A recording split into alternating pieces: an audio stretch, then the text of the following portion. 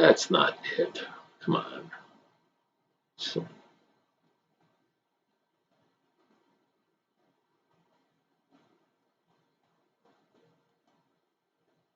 there it is. Okay. Let's get that over there.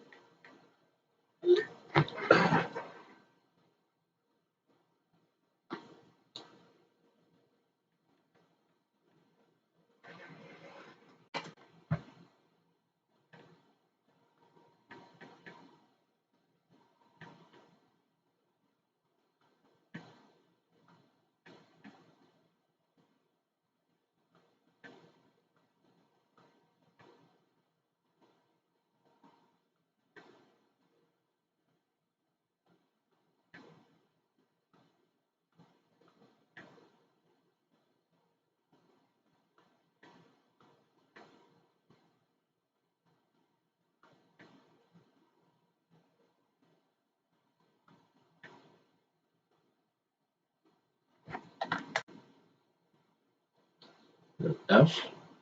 Oh,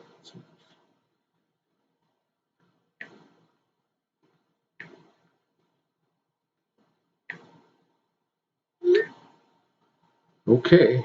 Let's see if that works.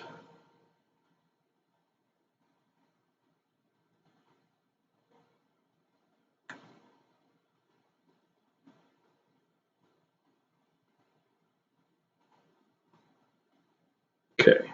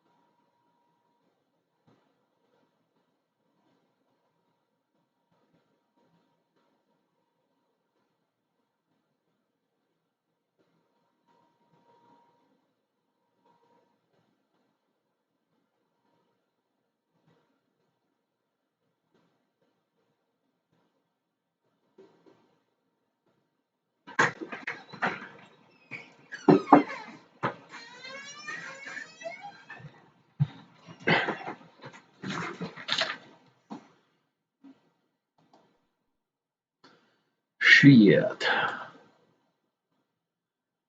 All right, it's running.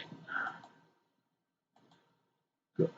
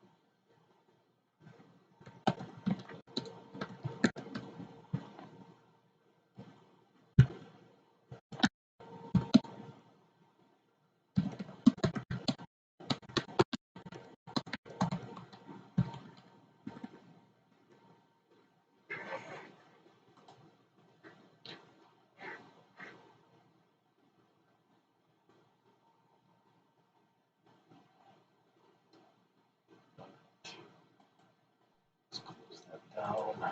Take that straight off the machine. Okay, let's take that off. All right, it's all running. Just Paul. Okay.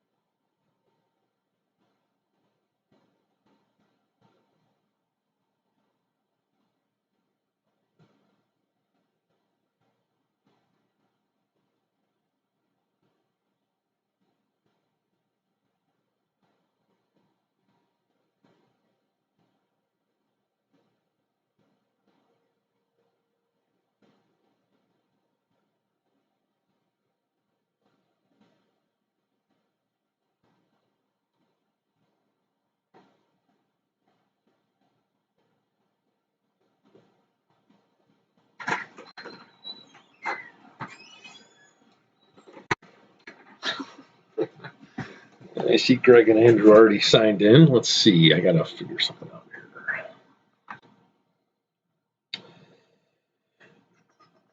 How did I save that password? I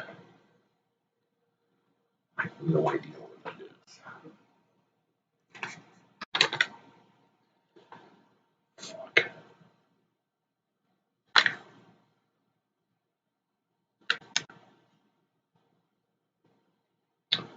Not on here.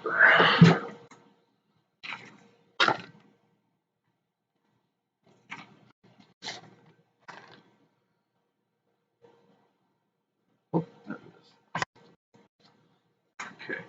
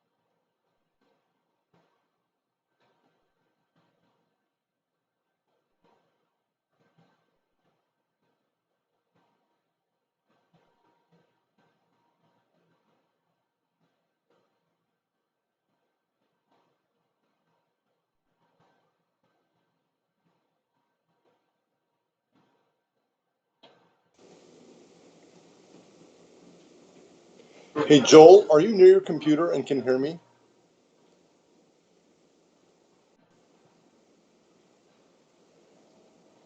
I'm probably muted on your end, huh? Joel? Joel?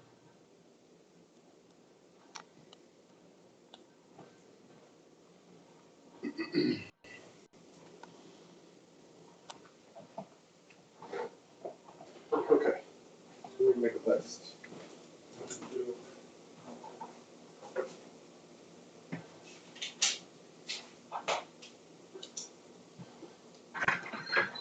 Hang on, Paul.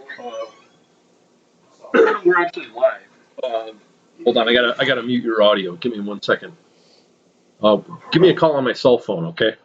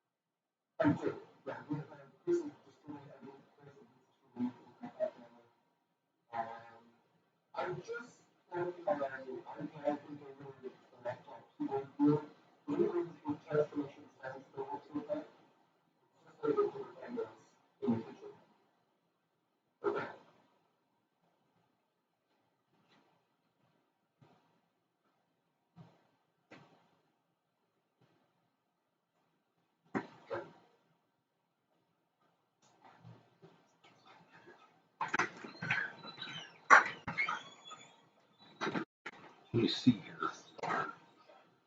Why would I be seeing that? Oh, shit.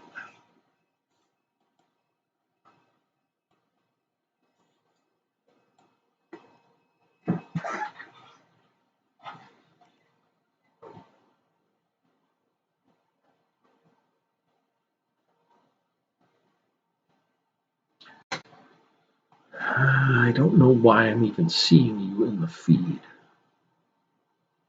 You shouldn't be there yet. All right, are you there? Okay. I have no audio of you. Let's see, why is that?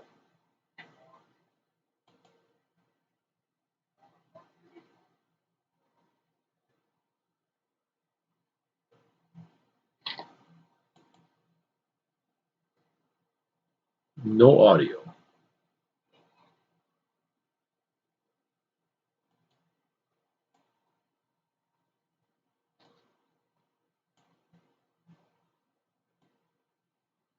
What happened to the audio?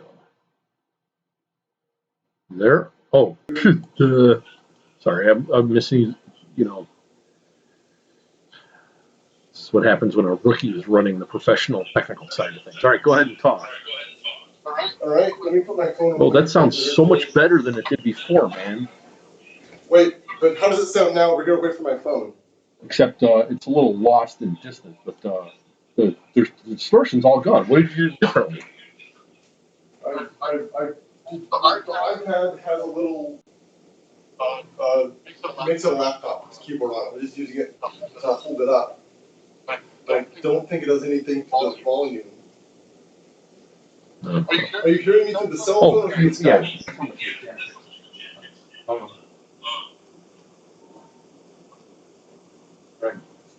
Yeah. Would you like me to mute the cell phone first? Yeah. Yes. Hello, hello.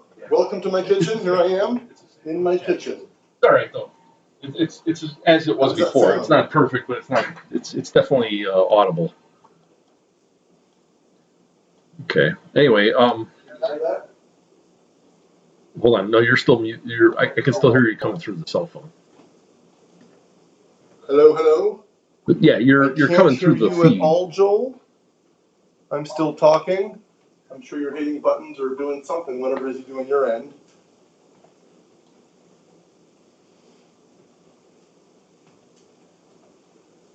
All right. So what do you want to do here?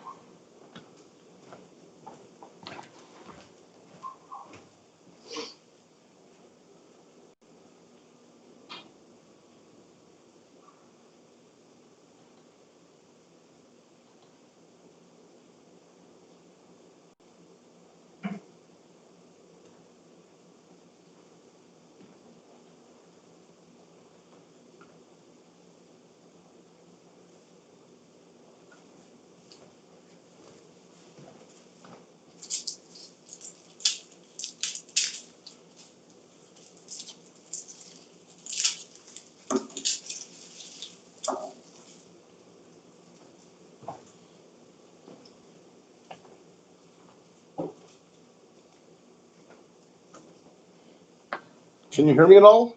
I've totally lost. You're muted, so I can't hear you. I can't hear you. How are things going on your end? Please remute your cell phone.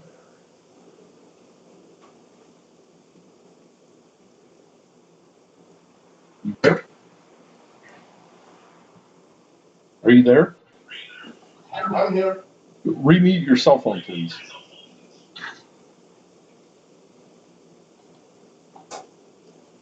All right, my cell phone is muted. I'm only talking to you through Skype. I can't hear you. It says that you are muted on Skype. Yeah, I muted myself. Can you hear me? Yes, I can definitely hear you. Okay. Do you think it's clear enough? Hang on 1 minute. I want to go upstairs and listen to TV. Perfect. All right, I'm just kind of prepping some of my stuff I'm going to use tonight, baby carrots and celery, and say that again? So I'm just kind of prepping my vegetables. I want to have some stuff kind of preset for this.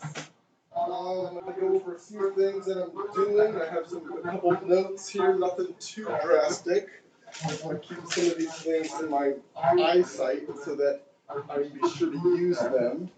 I'm going to grab a couple more ingredients here, so I'm kind of prepped and ready to go.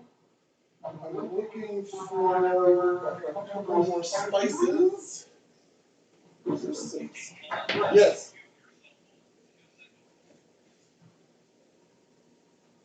Say, unmute my cell phone. Unmute.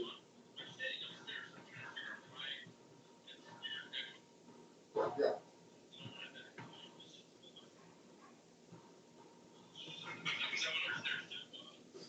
Let's go see. Let's go see the kid. I think I know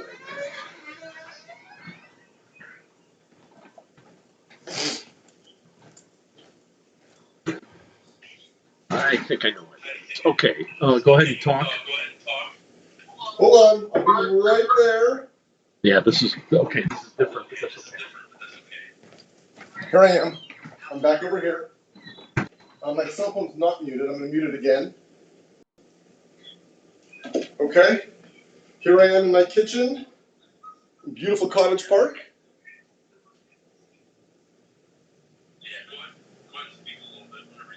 All right. I'm going to shut this window since my crazy neighbor, he blows his yard every day at this time.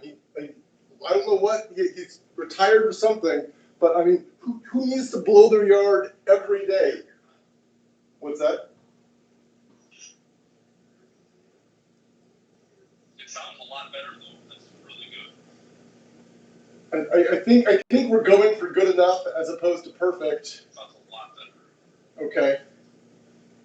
Good.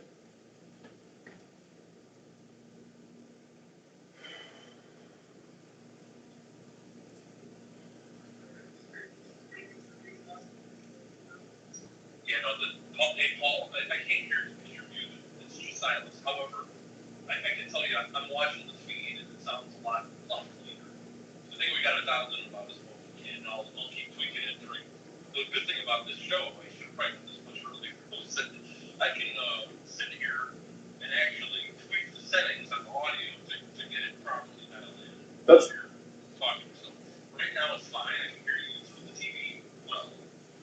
So if I say something, We're all set.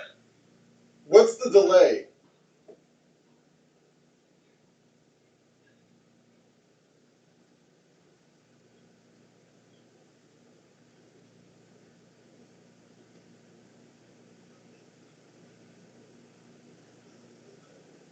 It's about 30 seconds. I just heard you ask what's the delay. That'll give you some idea. Which doesn't matter because we're not going to be communicating during the show through the cell phone. Perfect. I'm on the cell phone again. Is that okay? Or is that going to mess things up? No, it's fine. We're all set. Okay. Is it okay if I go outside and show my garden, like kind of like you did? Is that going to mess things up? No, I know I can do that. I want to know, can I do that for audio and all that sort of stuff? Just trying to make sure that the microphone is, the mistake I was making. Make sure the microphone is pointed at you so it doesn't cut out. Got it. I'll put my head really close to it whenever I talk. Yeah, I mean, if you're more judicious, you can go outside. You just gotta be more judicious than I was. All right. Okay. You're all set, man. I think I'll be good. So how will I know? It sounds a lot better Good. now than it did before. Here's a question. How do I know when I'm going live? Since you're on a delay, I'm going to keep my phone on. No, I know, but so are people watching this right now? Well, people are starting to tune in. Oh, that's hilarious. Okay, so the question is, when you kick it over to me, here's Paul. How do I know it's time for Paul? I don't sit there like a dumbass or whatever. Maybe that'll be part of this fun. It might be part of the fun, but he's sitting there picking my nose. Yeah, are you separately logged in? I can send you a text message if that would help. Text my cell phone. Yeah, I will. I'll text yourself. And I'll just assume it's working, and then I'm hoping to get Maggie back here. She's on a walk right now with the dog. Hopefully she'll get back here, and I want her to hopefully read stuff on the screen. I want to encourage people to write stuff, because it's kind of fun if it's interactive. And if Maggie could be like, "Hey, Bob says you're an asshole." Yeah, fuck you.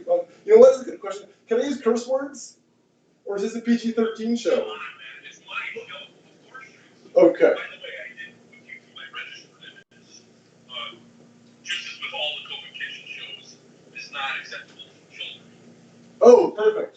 So yes, you can swear all you like. That doesn't make any sense. So if I you haven't noticed, I swear a lot on the show. So if I say the word moist cunt, I'm not gonna get kicked off YouTube. Well, you might offend someone. Yeah, I'm definitely not trying to do that. I might drop. You're not gonna get kicked off of COVID kitchen. I'm kind of grabbing my balls here in my kitchen. I'm used to being alone. I gotta remember on camera. This is Yeah. Well, try to remember you're on camera. yeah. Okay, send me a text and I'll have the wifey watching it live from the other room. All right. Good luck, man. Thanks. Looking forward to it. Bye.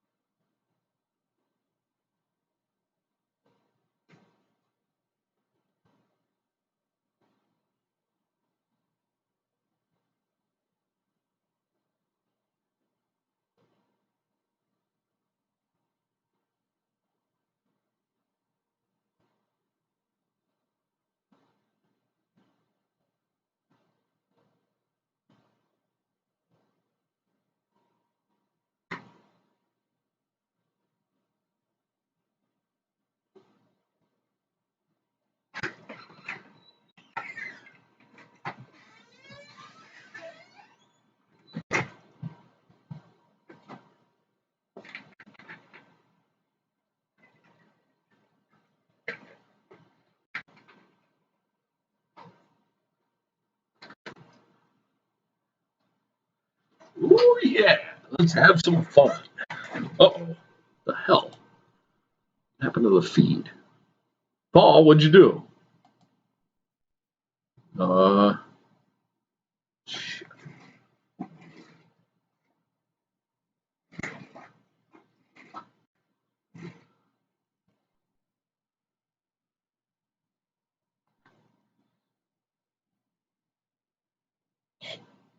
Wouldn't be COVID Kitchen without a little drama.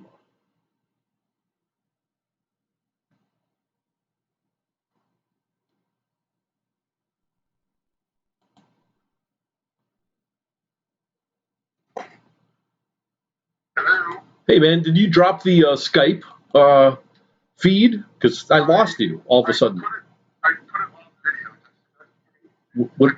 Yeah, whatever you just did, undo it because it was working fine, and then all of a sudden now you're gone. Okay, it's. Oh, there you are. Now you're back. All right, good. All right. So it's like, wait, no. All right, just leave it alone. Don't even fucking think about it. Yeah, I was just, I said a couple choice words. Apparently, my family all heard me say my choice words. Oh. So they texted me like, "Pop, we can hear you." All right. Well. So. Okay. All right. Thanks. All right. See you. I'm trying to mute him. I don't know why he's even showing up. Got this damn thing set up right. Pain in the ass. It's so buggy. It's even buggier than Esri software. All right. Last thing. I'll be ready.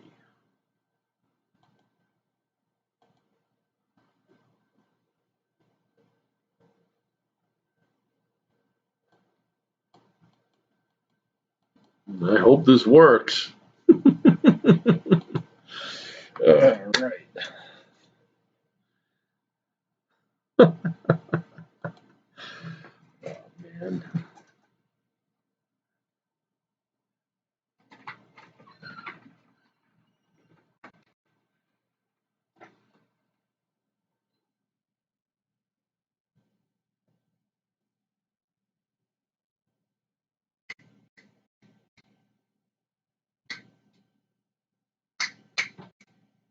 Hey, 1, 2, 1, 2, 1, 2.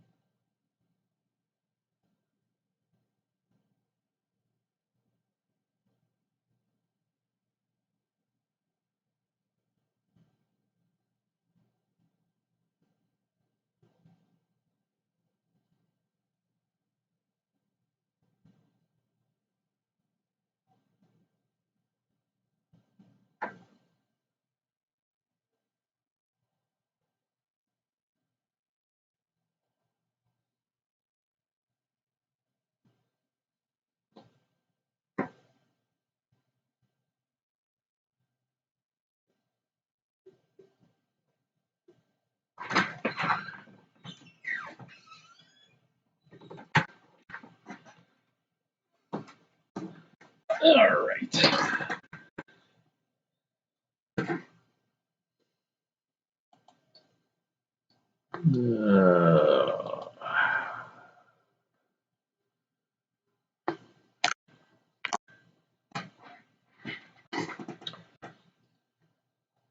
I want to address something right away before I say anything else. I understand that there was news that came out today. Yeah, put these guys away.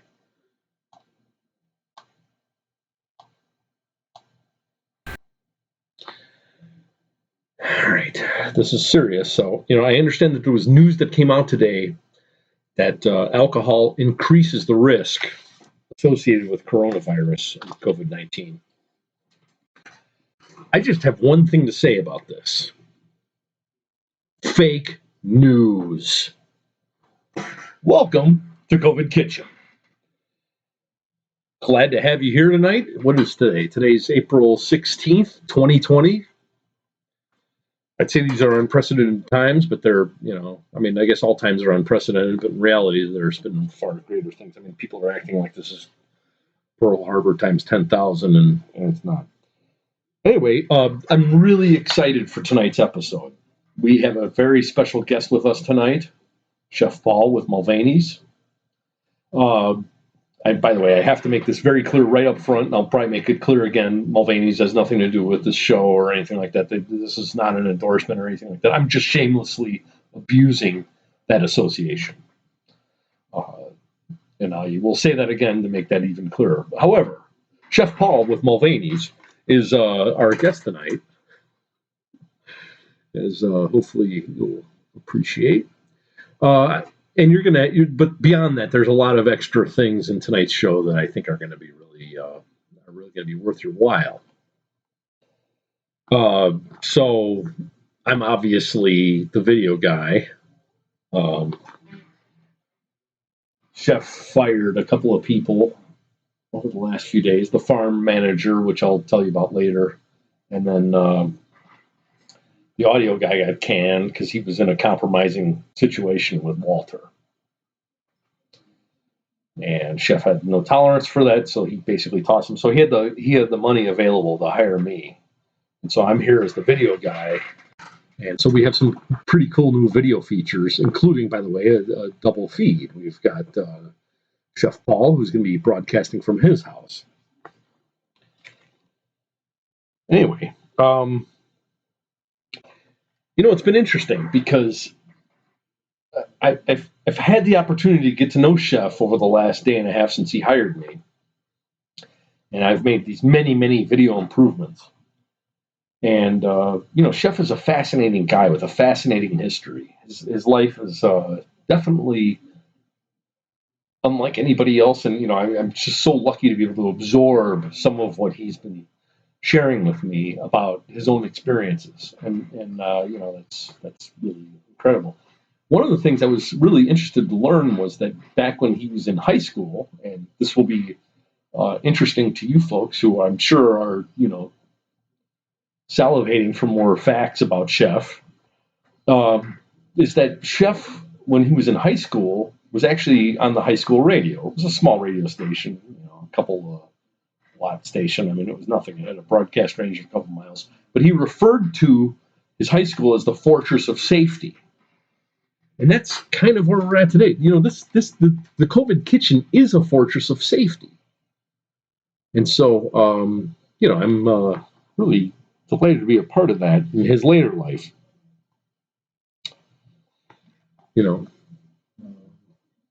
We're here in Sacramento, California, the farm to asshole capital of the world. I know that a lot of cities claim farm to fork capital, or one of the many, of like the 70 or 80 cities that say we're the farm to fork capital, and we're one of them. But here at COVID Kitchen, we're farm to spork more than farm to fork, and certainly more than farm to asshole. So I think that's important to always keep in mind. And we're here basically to provide you with help during this period. It's hard to believe, but I last went to the grocery store. Excuse me. COVID kitchen staff last went to the grocery store 1 month ago tomorrow.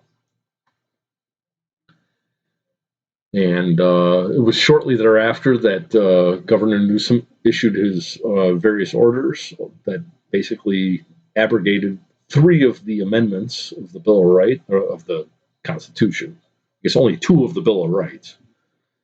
The 1st, the 5th, and the 14th. I mean, clearly flagrant violations of those. And of course, he's very popular. 85% of the people are on board with all this, and that's fine. I mean, I'm that guy. Oh, there's one of them. Look, I'm even wearing a baseball hat, so that probably adds to it. But for those of you who are just unambiguously in favor of it, well, you're in the majority, and I'm not. I'm that guy. So, it is what it is. Sad to me, but not to you. Everybody's afraid. That being said, we're here at COVID Kitchen to support you.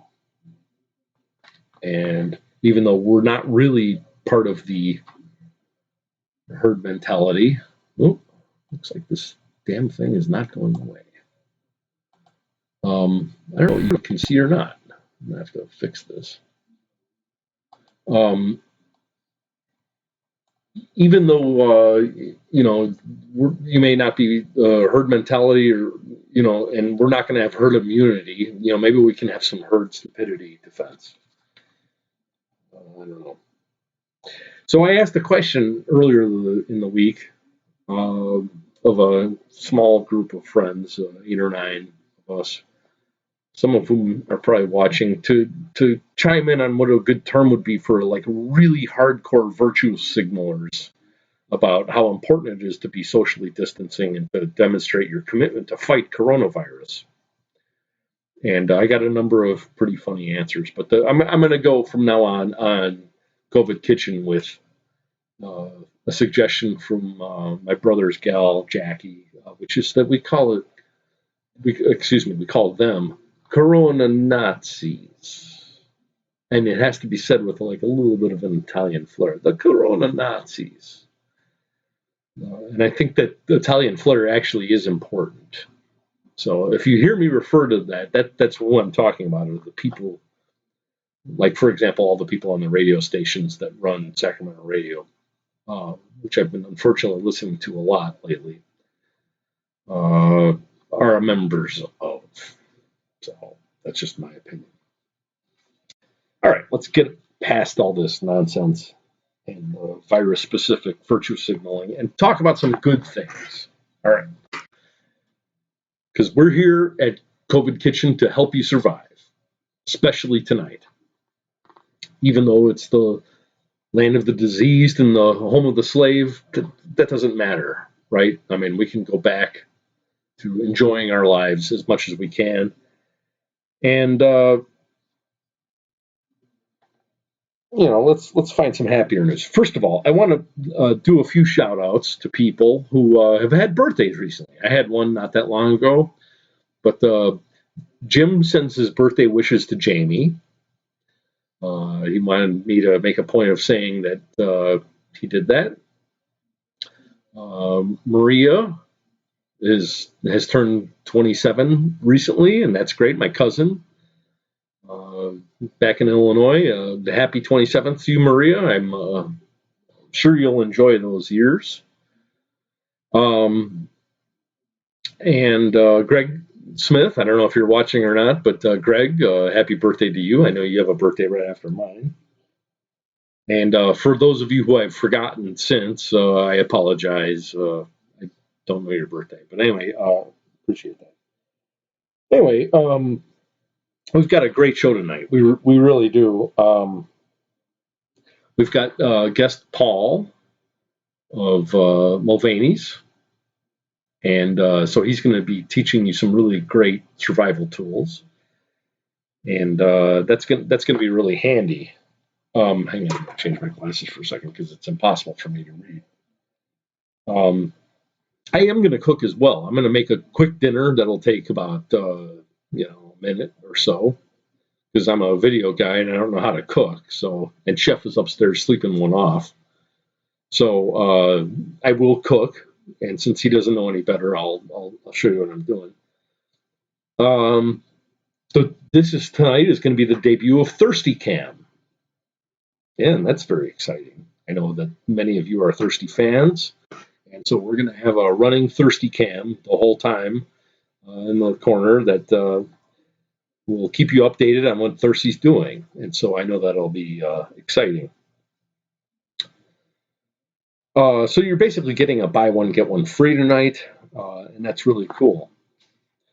Coming soon to COVID Kitchens is a trivia night. Not the next one. The next episode is going to be Tuesday, but after that, the one after that, we're going to have a COVID Kitchen trivia night, which won't just be focused on COVID Kitchen trivia, which obviously is important, but also on coronavirus in general, and so that should be pretty exciting. Bluetooth is coming to the COVID Kitchen, so we're going to have hopefully a higher quality experience.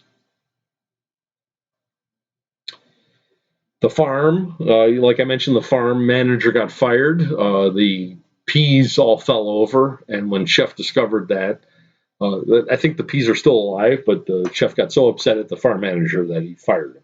So we'll have a future issue on that. And then I want to talk about something that's important briefly, and because it relates to the fundamental nature of what COVID Kitchens really is. Which is, remember, we're trying to provide you with a opportunity to survive in this universe of lethal coronavirus being drenched on everything and on everyone. And so I've lost weight. I've lost like 5 pounds in a month, which is pretty good. I've been complaining about running out of things. I've recently run out of tonic, which is a horrible. I mean, this is just the worst thing possible. Running, there's no fresh vegetables and everything like that. But understand something. I've got plenty of food. Some of you have offered me food, and I appreciate that, but it's really totally not necessary. I got tons of food. And I'm losing weight because my diet is under very tight portion control. I'm obviously eating whatever I want, but I'll explain a little more about that in a minute. Just in general, you don't need to worry about me. I'm fine. You don't need to send me like, oh, are you starving? I got like acres of food. I've got more chili and other Hormel products than probably Safeway does. So please, I appreciate your generosity and your concern, but I'm fine. The whole point of COVID Kitchens is not a question of starvation. It's a question of how do you make do with what you have. Okay. And, considering that at some point, retroactively, our Corona-Nazis may decide that going to the grocery store was an evil act. You want to get out of the grocery store. Forget that everything's teeming with coronavirus. You don't want to be held, accountable by the Corona-Nazis, which is most of the country. And so, make sure you stay safe a lot and stay out of the grocery stores, because retroactively there's going to be punitive things. I mean, I hope I'm wrong, but I don't think that's out of the question at the rate that things are degenerating in terms of the commitment to liberty and responsibility that the country had up until about 30 days ago. I'm not starving. You don't need to help. All right. I'm almost done here. I do want to point out something. I appreciate the fact that we've got 29 subscribers. Thank you. Even though I get no money out of it. But thank you. Special hi to you. You're asking, what do you get from a subscription? And I'm not really sure, but I can think of a few things. There's the special hi I just gave to the subscribers. That's worth something.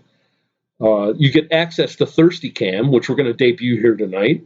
Although, actually, anybody is going to be able to see Thirsty Cam. Anyway, But eligibility for prizes in the upcoming trivia and coronavirus connection challenges, which I'll explain to you in a second. You'll be eligible for prizes, valuable prizes. So, and then again, there's the special high. So I just want to say this again. For those of you who are subscribers, here's my special high. Special high. All right. So, again, I mentioned already that the next episode is going to be next Tuesday. And that'll be a regular one with me. I'm going to make a seafood Alfredo with fresh cream, by the way. And you may ask, how are you doing this without being at the grocery store for 5 weeks? And I'll explain that. And then before I make my small little dinner here tonight and then hand it off to Paul, holy shit, it's 6:16. I do want to make one last point, which is that we're going to, from now on COVID Kitchen, we're going to have a feature. Oh, hold on, I got to take this. Yes, sir. Yes. Yeah, it is. What's up?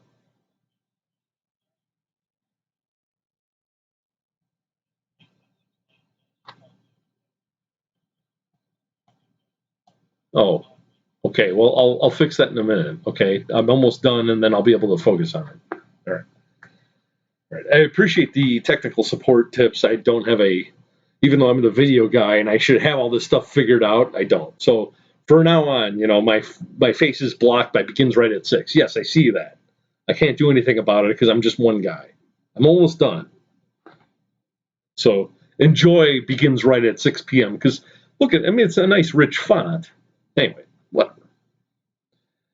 I'm very excited to discuss the coronavirus challenge here because this is pretty exciting stuff. I don't know why I've removed it completely from the broadcast, but anyway, I can't do anything about that. So this is the coronavirus connection challenge, and it's going to be in effect tonight and every other night. By now, you have probably observed the phenomenon that every conversation you have with people is somehow weaves into coronavirus, right? I mean, you could be talking about Babe Ruth's terror of seasons in the 1920s, and it becomes a coronavirus. Like, well, Babe Ruth couldn't have done that in the era of coronavirus, or something like that, or Lou Gehrig disease. That was pretty bad, but it's not as bad as coronavirus, or something like that, right? Something that has nothing to do with corona is weaved into this conversation. So it's getting to be completely ridiculous. Now, so I've decided to parlay this into an advantage for COVID Kitchen.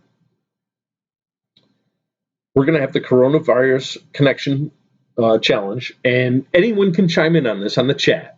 Throughout the rest of Paul's show, you can say, hey, this is what I want to offer. But you only get one entry. Your first entry is your only entry. At the end of the night, I'm going to award the winner based on the most creative or interesting response to this challenge that we've got. And if you happen to be a subscriber, then you get a special bonus because you're eligible for a prize. If you're not a subscriber, well, I'm sorry.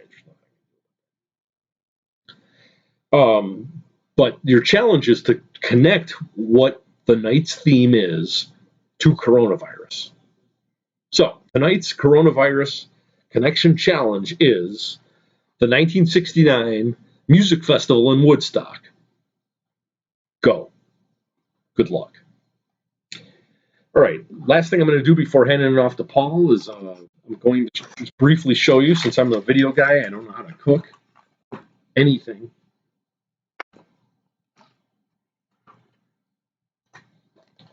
tonight's dinner is going to be Triscuits. The last of the Triscuits here at COVID Kitchen. And so to cook them, you just dump them out. Chef sharpened a knife for me so that I can cut this cheese.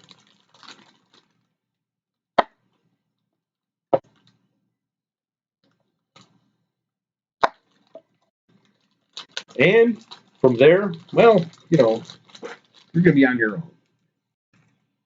We'll see what happens. All right. At this point, I'm going to hand it off to Paul. Let's see. I gotta tell them that it's live.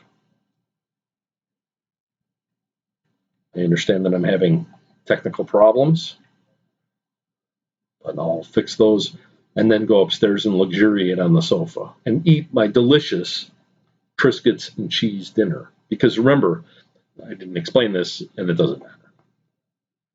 But eat small dinners, eat big breakfasts. All right. Now, with that, I'm going to remove myself from the lead ground and give it over to Paul. Hey, Paul, and give it over to Thirsty Cam.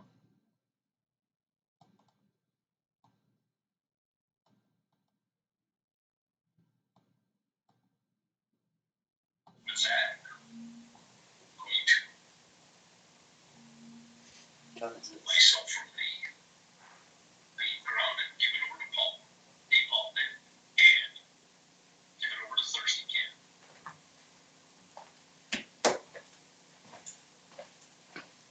Hey guys, can anybody hear me?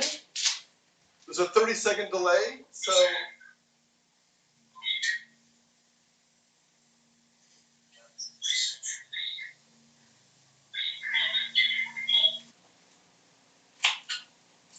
Hello, hello. How's everyone doing tonight? If you guys want to talk or send a message, go ahead and go to the live chat. I have my lovely wife doing let me know who's saying what once in a while. So if feel free to chime in, but remember there's that 30-second delay, so it's gonna be pretty slow getting back to you. Thank you, Joel. That was a lovely intro. That 10-minute intro took a little longer than I was expecting, but I think I'm gonna gather myself and I'm here. So tonight I'm gonna talk about a couple things that you guys can do for kind of saving money or limiting your trips to the grocery store. So one of the things that I do is, what we've been doing is we've been only going once a week, if that, maybe once every 2 weeks. I'm trying to go a long time between grocery store visits just to limit our exposure. And only one of us will go at a time. My wife and I won't go together. We will go one or the other.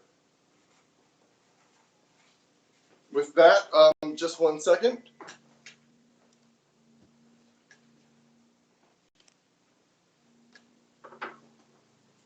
Am I understanding there's not video happening here? I'm getting, let's see if we can, I think Joel is correcting that right now as we speak, so just stand by.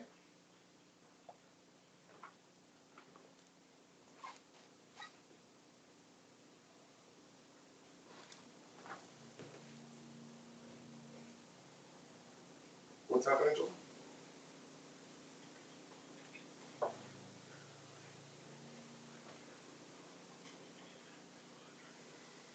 But they can hear me though, yes?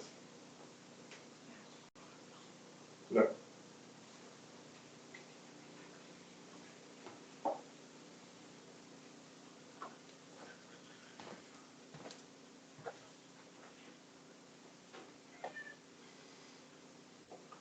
Please stand by, we're having technical difficulties.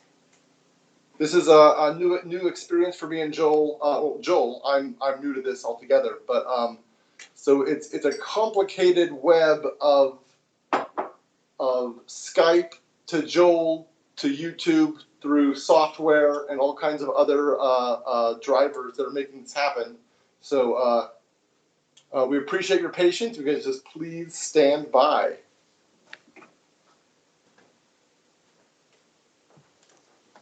I mentioned we do fewer trips to the grocery store, blah, blah, blah, no one cares. You guys are doing your own thing.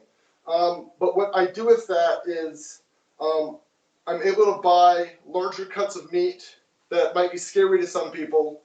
And I break them down and I get really good deals and I can process them and freeze them or cook them at a later time. So as soon as the video gets going, I will kind of show you what we're doing here. In the meanwhile, the dinner I'm going to make tonight is going to be braised pork shoulder. I bought this beautiful pork butt for really inexpensive.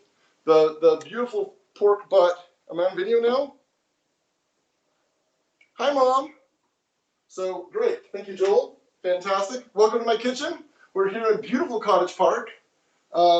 It's a suburb of Sacramento for you guys who aren't from the area. I'm here with my family. It's my wife and my 3 cats and my dog. They might walk by at some point. Drinking game tonight if you guys are drinking. Every time I say or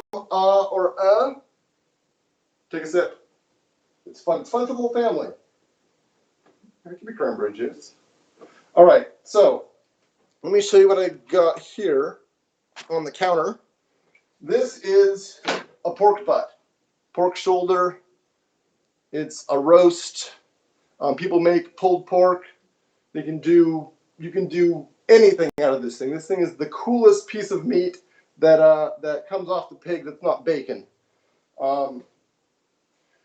This here was $1.74 a pound. So $1.74 a pound. This was $15.55. I'm sorry, 15. Doesn't matter.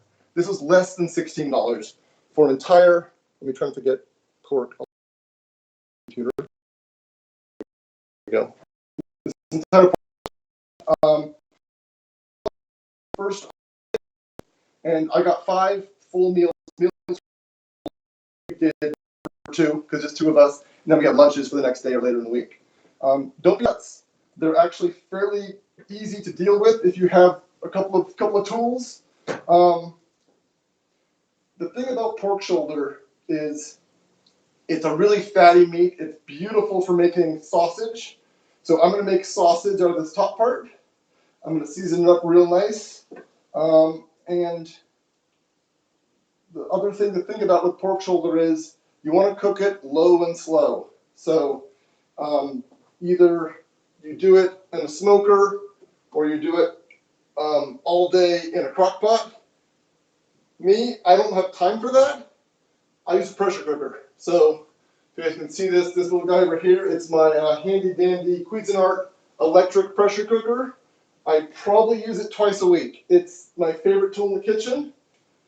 Well, I'm up talking. In the kitchen, like I'm Irish or a valley girl. That's not funny. I don't want doing that. Anyway, so you can do a ton of stuff with this. It's really a fun piece of meat. I'm going to cut it up now and kind of show you how I'm going to cut it for these meals. And I'll kind of go over real quick what to do with that.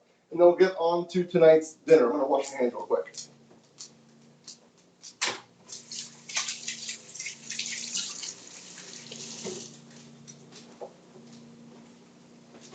Feel free to write any comments, and we'll try to reply to you verbally as best we can.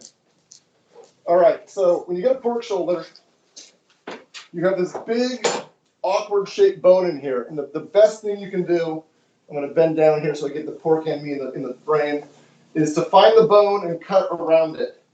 I'm going to make soup out of the bone. I'm going to make braised pork shoulder tonight for dinner. I'm going to make Italian sausage tomorrow, later in the week. And then I'm going to do a pork stroganoff a couple days later. I can also take the chunks and freeze them, but I like it. I think it's way better when it's fresh. So I'm gonna do it that way. All right. So starting here, if you find the bone, you try to cut, I'm trying to cut as big of chunks off this thing as I can to eliminate the bone. And then I can kind of go from there. So I'm gonna just take this slice all the way down. And that's a gorgeous hunk of meat right there. This has a good marbling of fat. I'm gonna use this for my pork shoulder for tonight's dinner. I'm just gonna set this aside. So now we're gonna get to this beautiful fatty piece, and we'll see how good I can get this away from the bone. I'm gonna cut kind of against the bone. The bone's like, it's really interesting shape. It's not like a straight cut. So you gotta do several cuts to try to get what you're getting around it. So it's okay if you have to make a couple of cuts to try to figure out where your knife's going. Beautiful. Right here. These bigger hunks of meat, like I said before, are perfect for, you grab one thing and you know you can make several meals out of them. Don't be afraid of these guys. They're pretty awesome. Especially if you have a little bit of skill or you have Google. You can Google recipes that will help you cook it slow. Like I said, a lot of people use crock pots. I'm not a big crock pot fan. I just don't have time to, or I just don't feel like putting stuff in a pot and letting it sit all day. But I'll do the pressure cooker. Thank you. A little adjustment there. I appreciate that. It's really exciting watching me cut pork right now. So, here's what they call the fat cap. It's just a really thick, almost looks like bacon there, beautiful piece of pork. This is the perfect piece to make sausage out of. I'm going to get this piece with all this extra fat, and I'm going to add some other pork to it later. But I'm going to set this aside, and you guys can, if you guys have a meat grinder like I do, you can do some beautiful sausage out of stuff like that. All right, we're going to try to get the rest of these chunks off here. At this point, I'm just trying to get as big as pieces as possible. It gives me the most, it allows me to do the most with it later if I decide to make a different dish than I've thought about ahead of time. So I'm doing this. I don't know how exciting this is for you at home, watching me sitting here carve up pork, but we'll get through this quickly. I promise you this won't last forever. All right. Got some connective tissue in here. It's not the greatest. This kind of stuff you can cut out later. You kind of see it. It's like a membrane. This stuff doesn't break down. So if you're cooking, even if you're braising, a lot of this stuff here remains tough. So you can cut it out. I usually just kind of cut it into small pieces. So if you're eating, you don't notice it. But you just kind of notice stuff like that if you're want to get more deep into cooking. All right, so I have that, I have this. I'm going to cut off, so the bone's doing pretty good. I'm going to cut off a little bit more, get some more chunks off here. Probably should face when I'm cutting towards the camera. That'd be a better idea. Like I've done this before. Blah, blah, blah, blah. Okay, so for tonight's meal, it's going to be braised pork shoulder with mashed potatoes and roasted Brussels sprouts. Now, unlike Joel, I actually went shopping last weekend, so less than a week ago. So I'm doing much better shape than he is. I'm not doing the COVID challenge to try to not go to the store ever, or anything like that. I can't do it. But I, of course, take precautions and do all the good stuff. You hear that forever, who cares? No one wants to hear that you wore a mask to the store or that you, I don't know, whatever. All right, so you can kind of see the shape of the bone now, almost. But it's kind of a tri-sided, you have a top here, and kind of flat here. It's a shoulder blade, pork shoulder, pork butt. I think it's actually probably scapula. Is that scapula? I think it's scapula. This makes amazing soup. So I'm going to wash my hands. We'll talk about that here in a minute.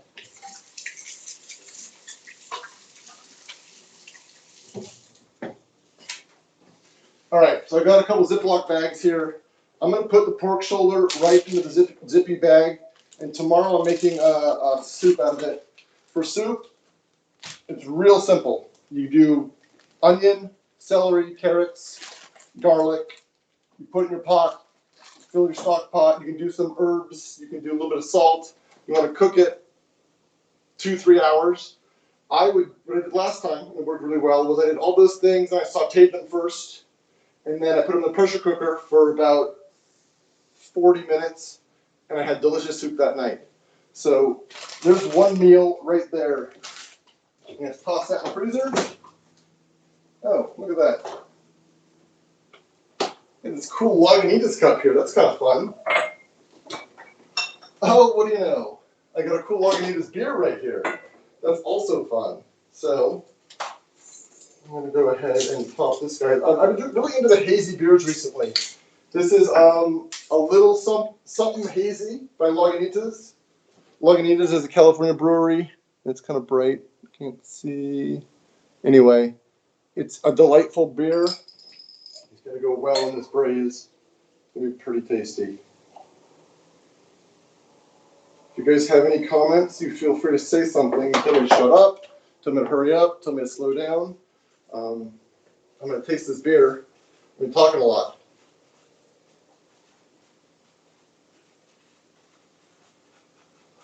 That's really good.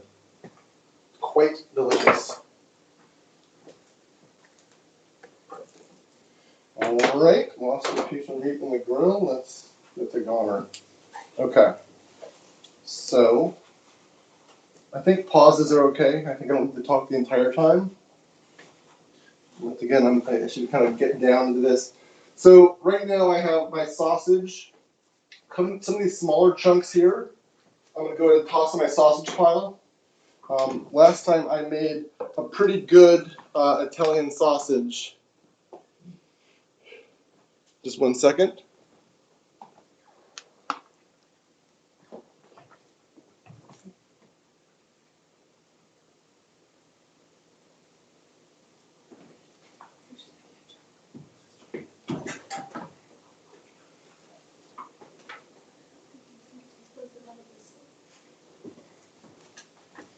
All right, I have a suggestion. Sorry. This is all first time I'm doing this. I'm not as polished as Joel, so I don't have Metamucil, Mike,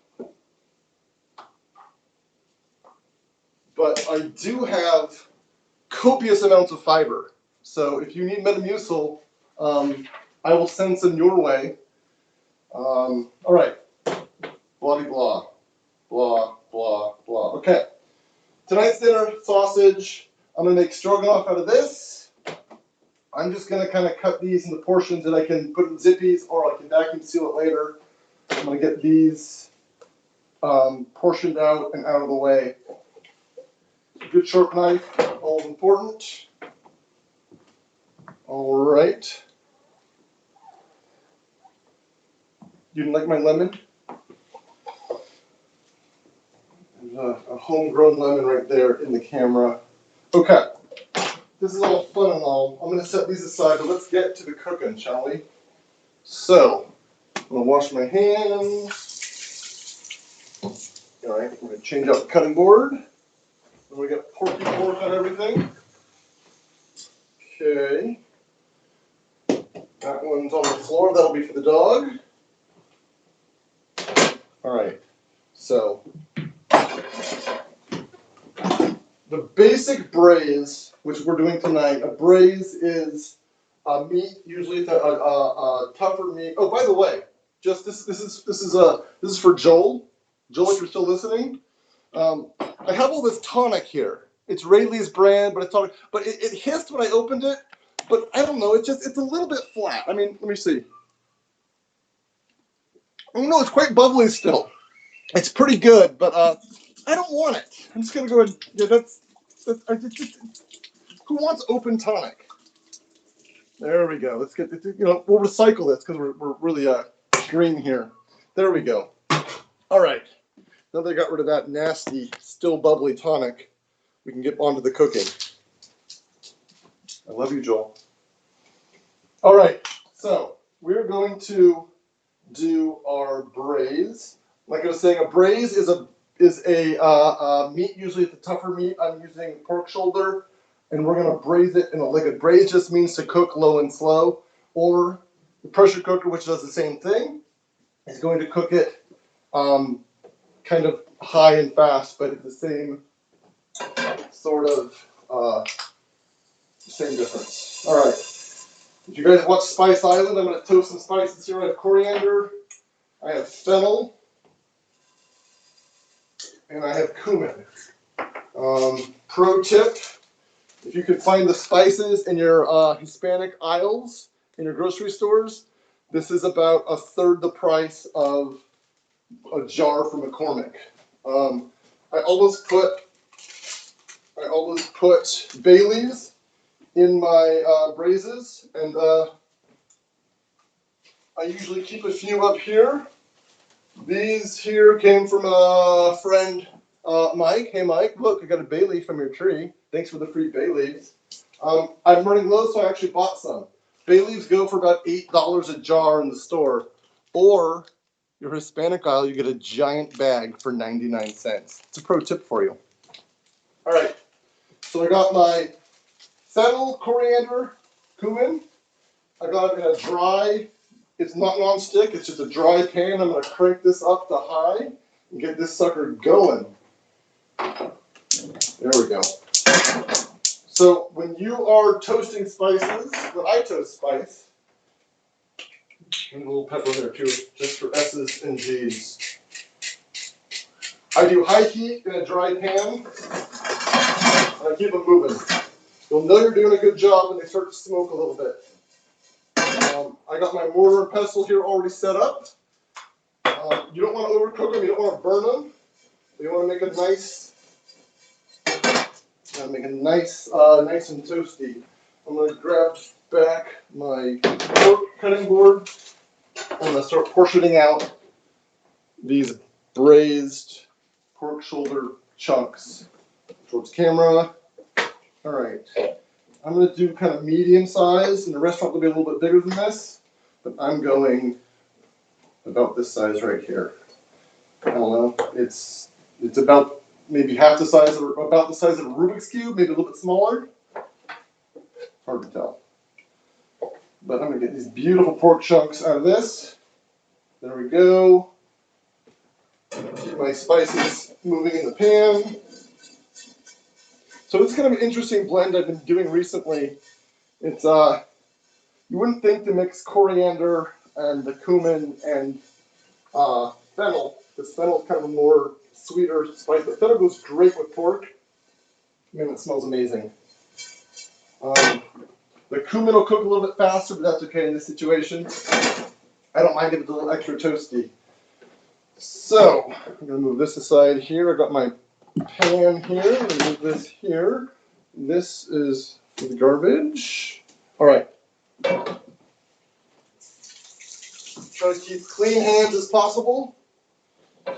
I'm going to preheat in my pan a couple tablespoons of just good old-fashioned cooking oil. Maybe 3 tablespoons. Doesn't matter. Oh, these are looking really good. Yeah, I see a little bit of smoke coming off them, and they're very aromatic. I'm going to toss those there. Whenever I grind spices, I always add salt, so I'm adding some kosher salt to my mortar and pestle. I'm doing about a teaspoon. If you see a dog walk by, don't worry, he's mine. He lives here. I'm going to grind these up. If you don't have a mortar and pestle, you can use a coffee grinder. It just might make your coffee taste funny the next time you do it. So keep that in mind. Some people have spice grinders or different things. I'm going to get these nice and fine. I always add salt to my mortar and pestle because it works as like sand. It grinds into it and makes the spices grind finer, and then I don't have to add salt later. I just got a comment. Whoever said that, you know what? My mom's watching. Just kidding. You like to have fun here, although This is just kind of a boring cooking show at this point. Sorry, Joel, it's not your show, but it's my show tonight. So I guess you guys can sit through braised pork shoulder. So the important thing about braised pork shoulder is to season it before you put it in the pan. So I'm gonna do a little extra salt on all these pieces. This is the only time this stuff's getting the salt and the spices. I'm gonna do a very light sprinkling of kosher salt. If you guys don't use kosher salt, I recommend kosher salt. It doesn't have iodide in it, and so it's a much cleaner flavor, and the shape of the salt is super important. So kosher salt is flat flakes, so you can add, the flavor spreads out better. If you do iodized salt, this is regular table salt, there's little tiny rocks of salt, and it gets really salty spots. This stuff is much better, it's much more beautiful when you cook with it. My oil's bubbling, it's perfect. I want this flaming hot. I'm gonna go ahead and sprinkle on my spices. Oh yeah, that's fun. Of course, if I had a cameraman or woman, and you know, women can be camera people too. It's just a keyboard, that's no fun at all. Alright, so just kind of sprinkling on my spices, doesn't matter. Alright, I'm gonna get these all nice and covered. These are all gonna go in the pan. I'm gonna do about half at a time. Don't crowd your pan.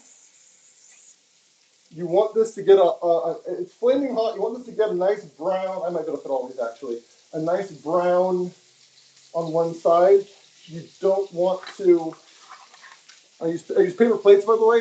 Another tangent. Paper plates are great because I get the pork on it. I can toss it. It's 1 cent maybe. So anyway, don't crowd your pan. It's fairly important when you're browning pork or browning anything that you get a nice crisp outside. I'll wash my hands again here, don't mind me. Someone once said, well, can I not brown it? Can I just, if I'm doing a braise, can I just stick it straight into the braising liquid and cook it? And the answer is yes, of course you could. You just stick it right into the braise and it'll cook and you will lose an entire giant layer of flavor. So browning it is a crucial point in braising. While these are starting to cook, I'm going to show you my braising liquid. So today, oh, it's a beautiful sound. I have a little Guinness left over from St. Patrick's Day. I know we were all still locked up at that point, but I'm just going to pour a little for myself. Beautiful. It's hard not to, the rest is going right into my pressure cooker. Probably a cup, maybe a little bit more. It doesn't matter, it just adds a richness. Beer is a great braising liquid. It's good and it's good for me. So beer is fantastic because it's a neutral flavor. You don't add salt. You don't add other unnecessary flavors. So I always put beer. You can do wine too. I mean, traditional braised pork, depending on what recipe you're going on. Braised short ribs for beef is a red wine, but Guinness braised pork shoulder. That is a recipe I picked up from Patrick Mulvaney. Thank you, Patrick. You've inspired me to do a lot of good cooking. Speaking of people I've learned to cook from, one of my big idols who taught me to cook years ago was Alton Brown. And Alton Brown, if you don't know, is he's on Food Network. He had a show that's no longer on, but you can still find it online, called Good Eats. And Good Eats was like mixing an amazing chef like Julia, what's her name? Julia, you know what I'm talking about. Julia Childs, thank you. Julia Childs and Monty Python. So they explain how yeast works, or they explain why browning or braising something is super important to a dish. You can do a bunch of different ways. You can skip a bunch of different steps, but you shouldn't. So I'm not going to touch these. I'm moving around a little bit, but you don't want to scoot around the pan. You don't want to scoot them around the pan too much. You want them to kind of sit in place where there's that nice oil and the seasoning, and they're getting nice and toasted. So I'll show you guys what these look like here in a minute. At this point, I'm going to turn on my pressure cooker. The pressure cooker takes a little while to get going. I have an electric one.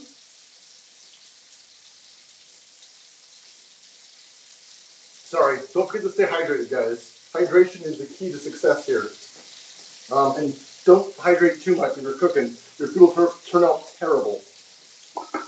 All right, we're going to go with high pressure on this little pressure cooker device. And I'm going to go for 40 minutes. 40. I usually add a few minutes to the time that the pressure cooker book recommends, because I really want it, especially for a braising meat, you really want it to be super tender and super flavorful. So you can see here we're starting to get this nice golden brown. The light's not great in here. I apologize. In my kitchen, it's not a studio. That one's not great. But these are starting to brown up fairly nicely. I'm going to give them a little more time on this side. So it'll brown up on all sides. All right. So excuse me. I'm going to stick these in the fridge.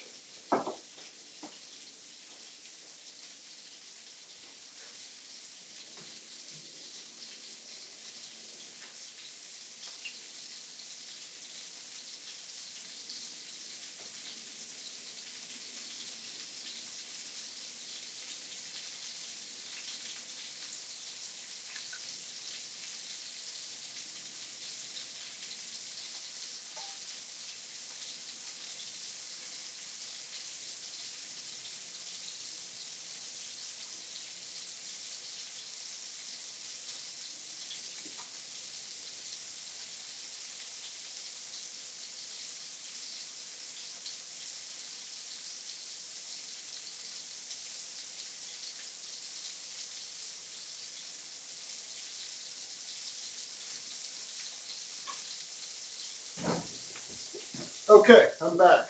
So I know this is COVID kitchen. I should probably be talking more about things, I don't know, things COVID. I think we probably get enough of that in our daily lives. I mean, every news app that's 100% of the stories is something COVID related. So I'm going to kind of keep light on the COVID part because we can kind of enjoy life without. So I said I'm doing Brussels sprouts for this dinner. If I didn't say that, I should have said that. So I have, we're waiting for Joel to get through his beautiful monologue. I have diced up, halved, and quartered. The larger ones I quartered my Brussels sprouts. And I'm going to put them, I got my oven preheated at 445. I usually do 450, but it's at 445, and that's going to be just fine. I always do tin foil on my pans because I'm lazy, and I don't want to have to scrub a pan later. We got this, we got this. I'm going to show you guys some of my projects here in a minute. So we'll get away from cooking. This cooking stuff's getting a little bit drawn out and boring. So we'll try to hurry this along. If I was tuning in, I'd be tuning out about now. So I'm going to zip things along here. For Brussels sprouts in the oven, I just do olive oil and garlic. And since my supply of fresh garlic is limited, I'm going to use powdered garlic on these, and they're going to be just as good. Gonna drizzle some right here. I want all this salt, all this kosher salt. Just a little shaky shake. And then the magic garlic powder. I know it's a sin, but what are you gonna do? It's delicious. A little garlic in my Guinness, so garlic Guinness. Cheers. So put these together. All right, that's beautiful. That's good. Just a couple more here that mix the hopper. I'm going to dice these up real quick and toss these in there as well.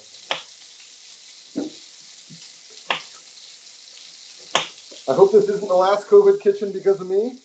If it is, Joel, my sincere apologies. But life goes on, or it doesn't. So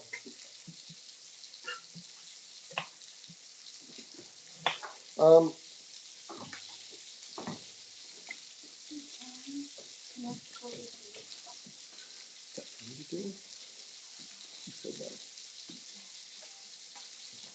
So Joel wanted me to remind you of the COVID challenge. We're going to connect tonight's episode to Woodstock. Now, Woodstock was before I was born. I hear it was a pretty fun show. Most of what I know from Woodstock was Forrest Gump, maybe, I don't know. Hippies, I don't know. Joel, that's beyond me. Be careful not to burn your pork. There you go, looking beautiful. All right, so boy, I think Joel's giving me a task as well as cooking. I'm gonna go ahead and toss these in the oven. I did not remove my cast iron pan earlier, which I should have. So I now have a 450 degree pan, which I could use for something and use for this pork, but I'm gonna stick it outside out of the way.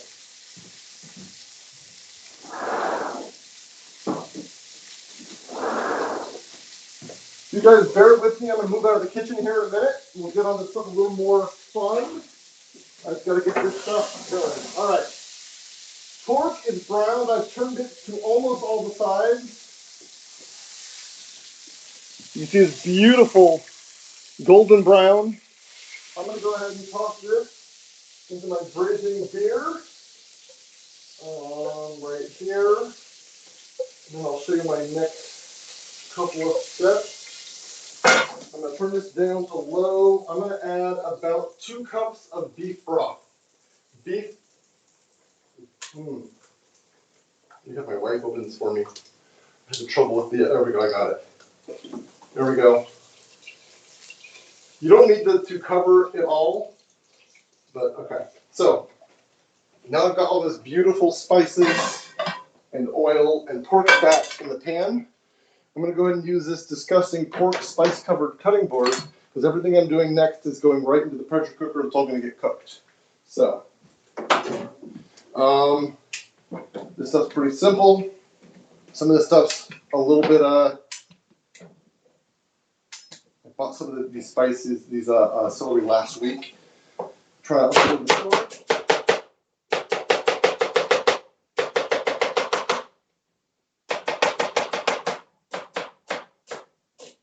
I might have worked at Mulvaney's for about 14 years, but I don't have mad knife skills.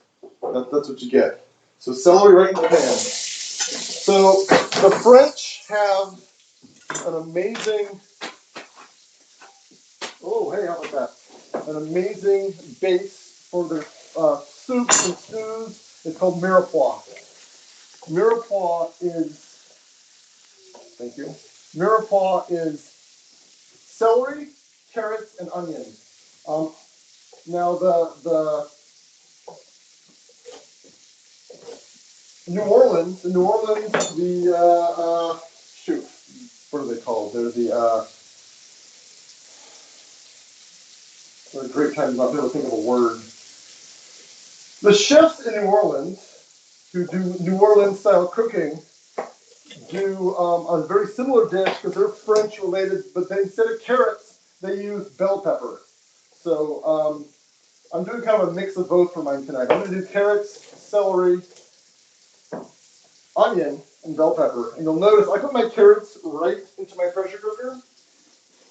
I don't feel like you lose a lot by not browning your carrots. The carrots really slow down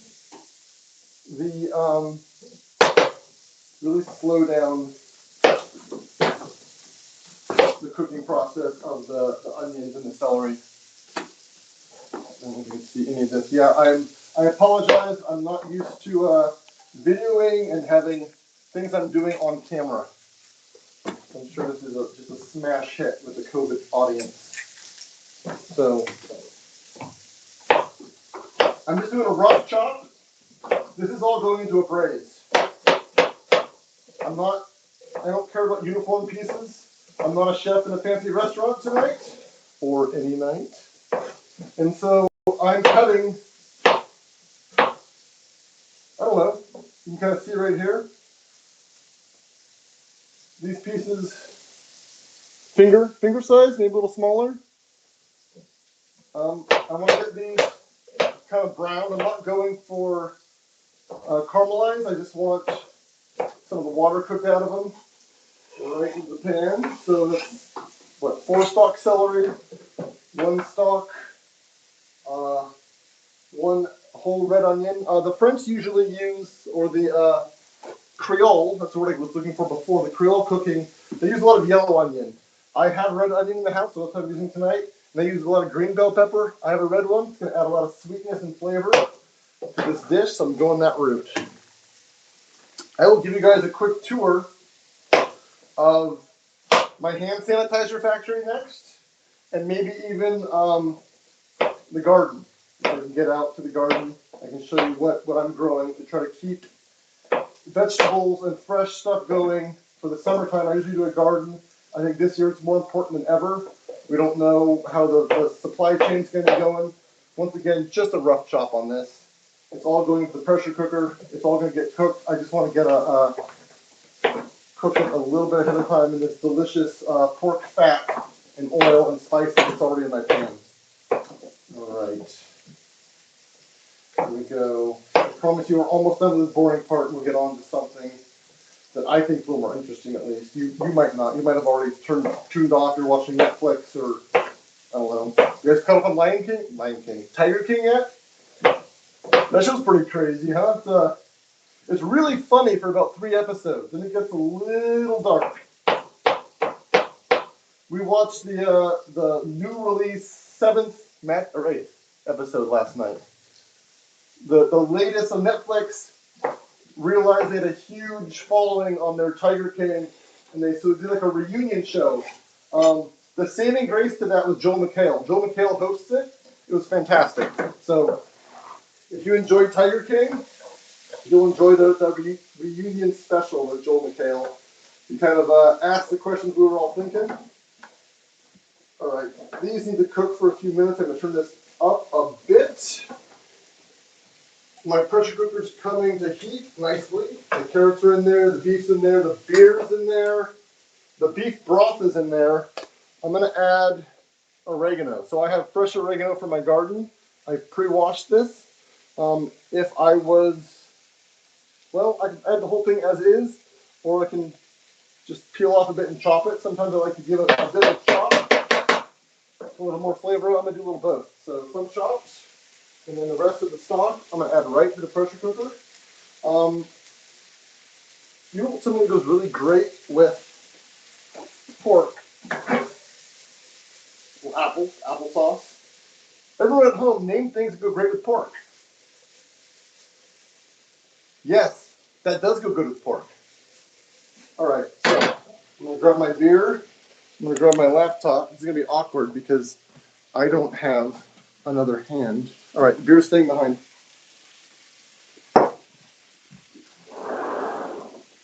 All right, we're going out into my yard. This is my backyard, my palatial estate. We'll just get a little view here. We'll kind of pan. I should probably get out of the picture. It's my house. That's the kitchen, right? No, there. Sure. This is the shop. I have all my tools, my pool table in there. I'm hoping to talk into the camera. I'm coming over here. I'm going to show you a couple things. So here's a peach tree. I have peaches this year, so I'm super excited. Last year I didn't get any peaches. This is all growing from the rootstock, so I'm hoping they're good peaches because the actual tree, the Alberta peach that I bought, if you can see this, most of it died. But out of the ground came a rootstock, and it's producing fruit. So win. This is my zucchini patch. 1, 2, 3, 4, 5, 6, 8. I have 8 zucchini plants. People say, how can you eat so many zucchini? And I love zucchini. It's my favorite vegetable. So you can grow what you want at your house. Onto my favorite fruit. Yes, Mike, I said fruit. Is Meyer lemons. These things are amazing. The house, when we moved in here, had 1 tree in the front yard. And I have 2 more trees back here that I brought myself here. I have this is a blood orange. It's not doing well at all. It's just kind of whatever. I got some cool roses. I did not trim my roses properly this year. I'm still getting some nice buds off them. My pride and joy, my second favorite fruit, apricots. Let's see if we get the light right. Anyway, this thing is laden with fruit this year. I'm really excited. I love apricots. Here we go. Here's where we're outside. I'm gonna put this. Okay, there we go. So this is rosemary. This is what I was suggesting for what goes great with pork. So I always like to add a little rosemary to my pork dish. Once again, roses. This one's just beautiful. I love it. Kind of a yellow. Over here's a half-planted garden. Kind of can't see it. That's my hand. This is a tomato and a couple peppers, jalapenos. Here is a beautiful rose that I grew from my cutting. It's the only one I ever got to work. And then my regular good old-fashioned tomato farm. I apologize, getting this camera angle right is terrible. I hope you're not getting dizzy. Some heirloom varieties, a couple early girls, some beefsteak, and then cherry tomato variety of some sort. Here's my oregano patch, and that's my fantastic yard. All right, we're gonna get back in the house here. There we go. Oh, it smells great. I hear the peppers and bell peppers and onion and celery. I had to look to see what was in there. Remember, what was in the pan. Oh yeah. If you don't have mad skills, you can use a spatula to stir them. I prefer to do it this way because, well, I'm kind of a badass. All right. The braise is boiling pretty nicely. I'm going to wash off this rosemary. Once again, that's more of the keyboard than you need to see.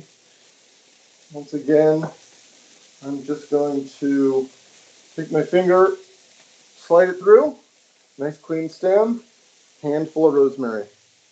You have to go against, so for this magic trick to work, you can't go with, you have to go against.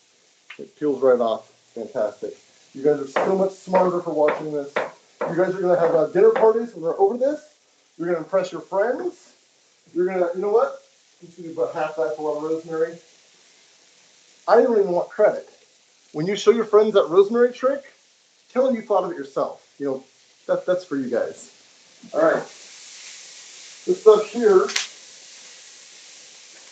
I'll usually go a little bit darker on these onions and peppers and celery. If you do onions straight into a liquid, you get kind of a boiled onion flavor, and that's not good. You want the kind of a toasty onion flavor. So I might actually give this just a couple more minutes.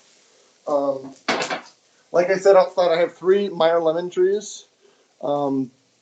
So Meyer lemon was a hybrid of, I believe, a mandarin orange and a lemon, and it's absolutely my favorite fruit I've ever had. My Meyer lemon trees, I have 3 of them, will produce fruit starting in October, and I still have fruit on the trees today. If you don't pick them, they'll slowly go bad, but you can have fruit for most of the year. My trees are blooming, they're full bloom, the bees are going crazy on them, and I still have, I don't know, I probably have 25 lemons between my 3 trees.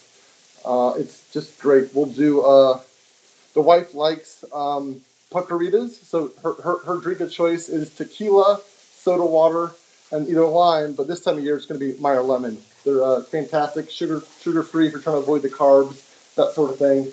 It's really tasty. Oh, look here. Look what I forgot. So, garlic. Garlic is in hard supply to find right now. I'm going to just quickly add a couple cloves of garlic to this dish. I normally, when I do my cooking, I buy this Christopher Ranch garlic pre-peeled in the package. This stuff's fantastic. This here is actually the roasted garlic, which I don't It's all they had, so I bought it. Usually you get it's just raw garlic. I don't like garlic in the jar. That pre-chopped stuff in the jar doesn't taste like garlic. I don't know what they do to it. It's supposed to be just garlic.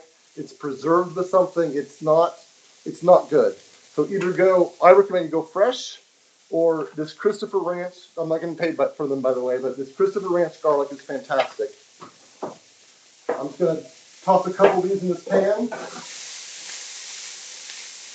Oh yeah, that's getting nice.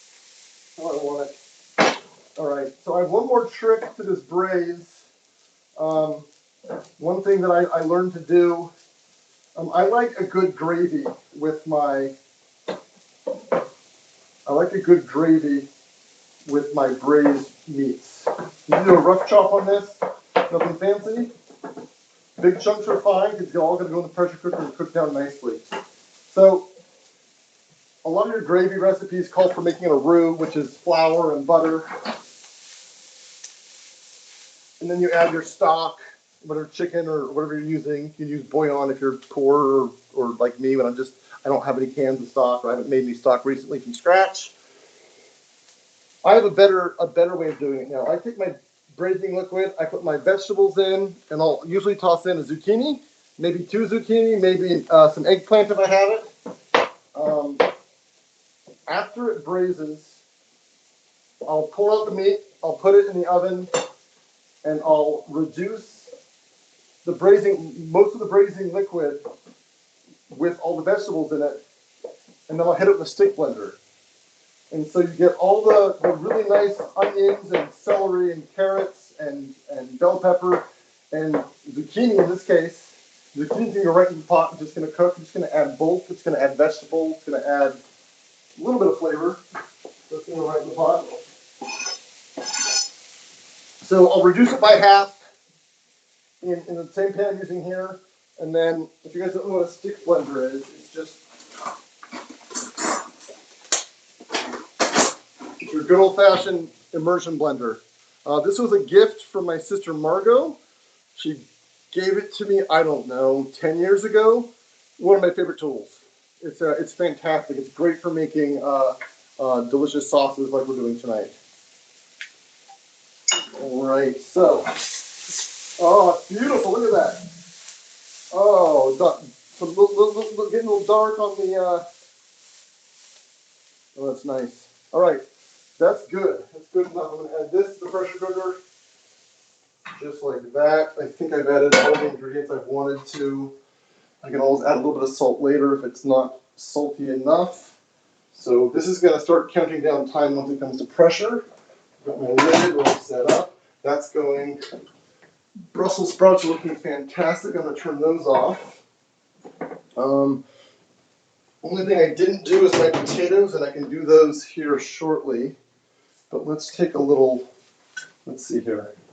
That's got some time. Let's take a little break from this mad cooking show. I'm gonna walk down to this lower room. I think I have permission to come down here. All right, let's see if you can still hear me. Here's my amazing thrift store piano. $75, not too shabby. It's beautiful. It's mostly tuned. But what I want to show you over here, get some of this stuff out of the way. Blah, blah, blah. So this is where I'm doing some fermenting right now. So I have 2 things going. Right here, I have my COVID-inspired cider. So apple cider. I had a friend give me 5 gallons of Costco apple cider, and it sat in my garage in a cupboard for a year. It's not, it's good. When you do cider, all you need is juice that doesn't have preservatives and yeast. That's it. You should have the right brewing bucket and sanitizer, and I use a little yeast nutrient. But this one is my Corona Citrus. Yes, we use puns here too. So I also added 3 pounds of sugar and 1 pound of brown sugar. I boiled it and then added it, cooled it down, and added it before, with the juice. And so I just took the the alcohol by volume on this one, and this one came out to 10.3% by volume. So one of those will knock you on your butt. So be careful if you ever come to my house and you have a Corona Citrus. It's about twice the normal alcohol of a normal average non-IPA beer.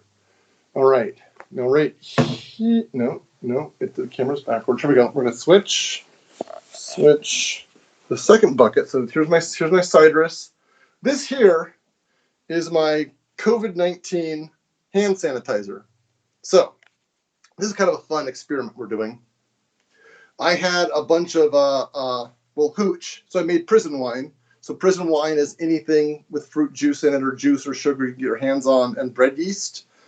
And I made that, and I brought it to a friend's house, and he sat on it for a couple of years. He was going to distill it. Got busy, didn't get around to it, so I got it back, and I added an additional. It was 17 pounds of sugar, but it was 17 pounds of sugar and like cran raspberry.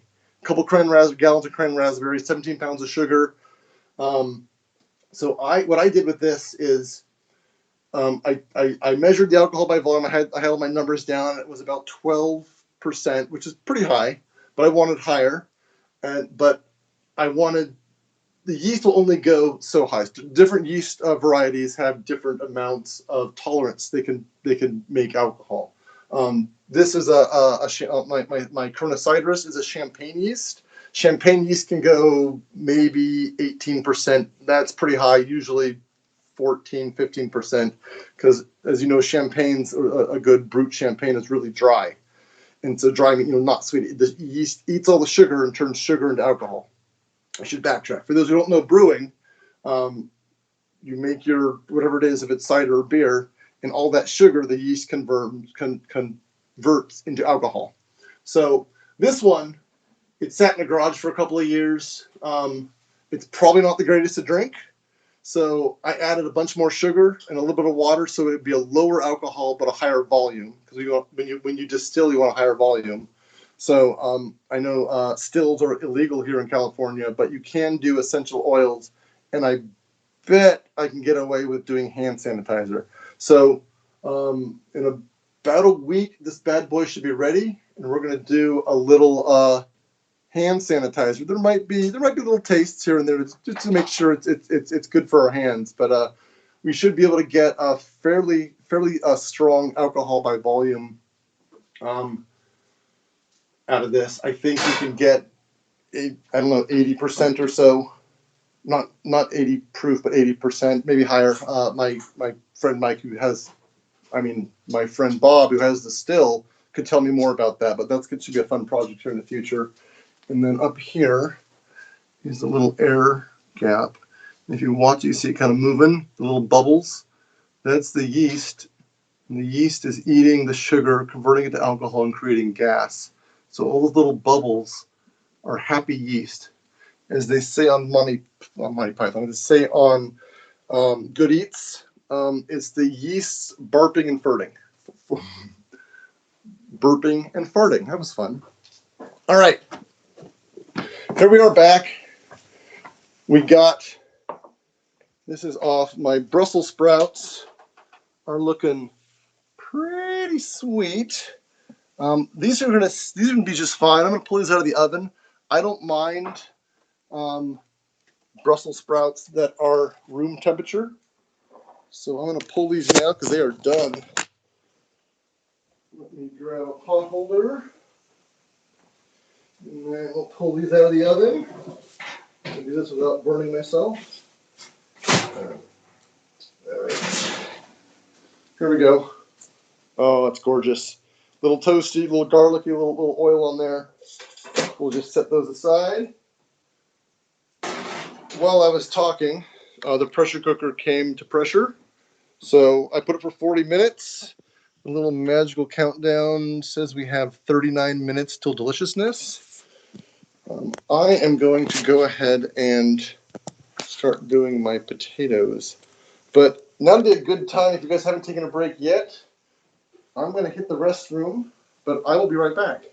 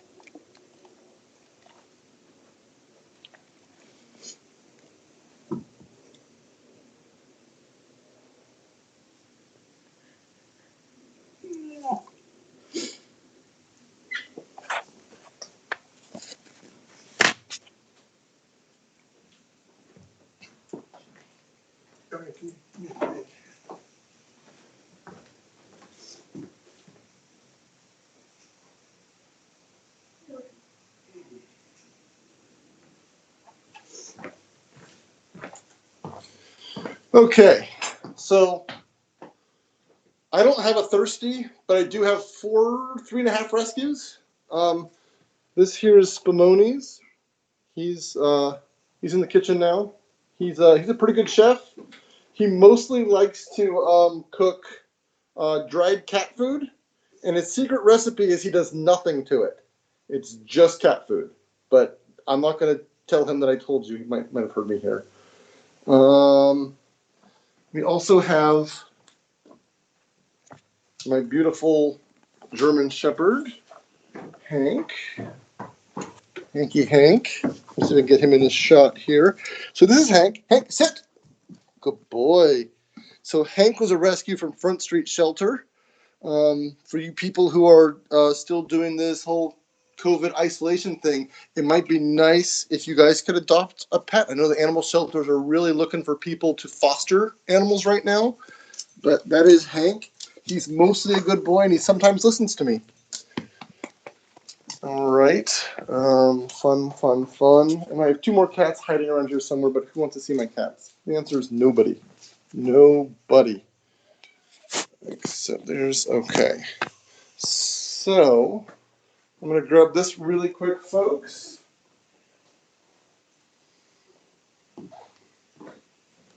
All right. I think I'm going to end this on my portion right now. All I'm going to do is I'm going to cut up potatoes. I'm going to make mashed potatoes. Recipes vary. I use lots of cream, lots of butter. The French have a saying, it's fat is flavor.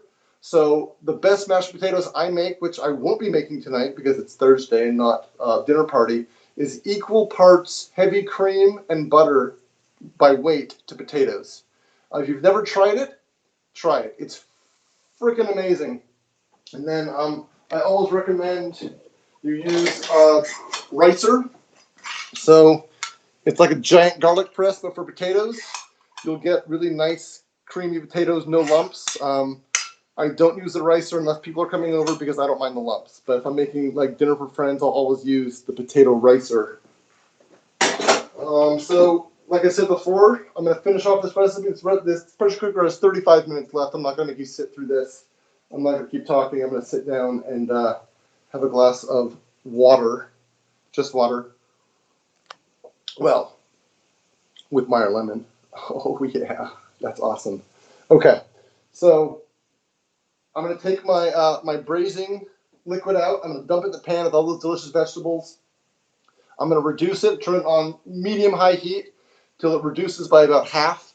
I'm going to put that stick blender in there, blend it up. It will become kind of a creamy gravy. And then I'll pour that over my mashed potatoes and serve it with these Brussels sprouts that I made earlier. I feel like that is a pretty good and long episode. I hope you guys didn't all tune out. I hope Joel doesn't lose his show because of this. I've been enjoying watching. But this has been Paul here in Cottage Park. And I'm going to go ahead and kick it back to Joel, if Joel is there. Hey, Joel, are you there, Joel? Let's see if Joel comes back. I'll keep talking till Joel comes on. Whew! That was a lot of talking for guys who've never done a cooking show before. For anyone who's stuck to it, you should please reply now on how tonight's episode related to Woodstock. So if you can just go ahead and text in, or you can tweet. You can tweet us at no, that's not a real address. Twitter account. It's at covidkitchen.edu. No, that's not a real account. Okay, I'm being told that that's fake. Apparently, the only one watching is my wife at this point, which I don't blame because it was a really long kind of COVID cooking show. I'm gonna walk away just for a minute.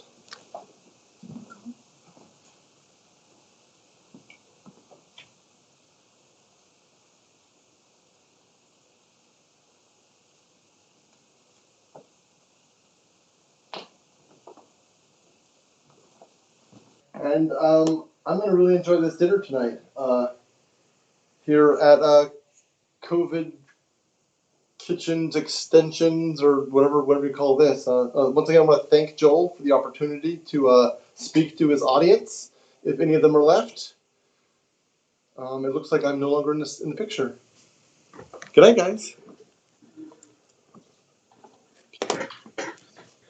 Well, I don't know if I can still get this across. It's hard to tell sometimes with this software.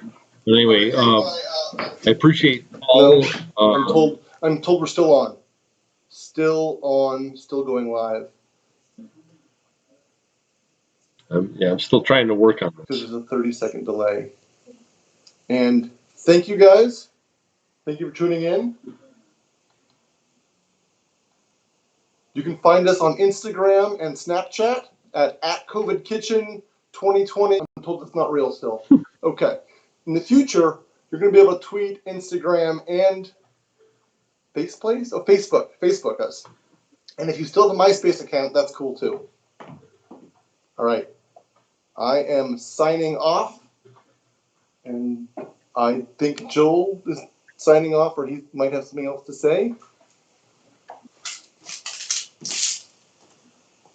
Hey, man. Hello. I think you're done. I'm trying to figure out how to sign it off formally, and I'm failing, but that's not your fault. Anyway, great job. And I'll call you up in a minute once I figure out how to sign off of this thing. Thanks a lot. Yep.